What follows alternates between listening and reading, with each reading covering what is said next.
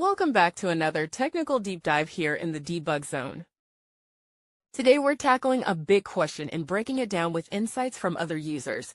Hopefully this clears up some misconceptions and helps you get the answer you need. So buckle up, stay a little curious, and let's jump right in.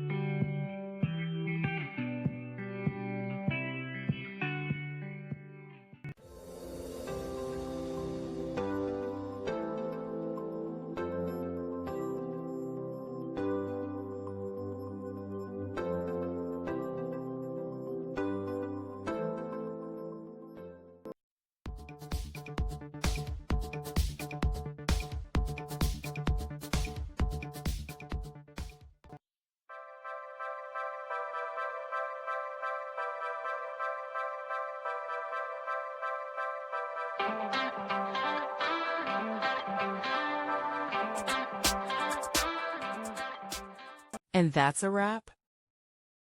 I hope you found the answer you were looking for. If you did, take a second to hit that subscribe button. It really helps out. And let me know in the comments which solution worked best for you. See you next time in the debug zone.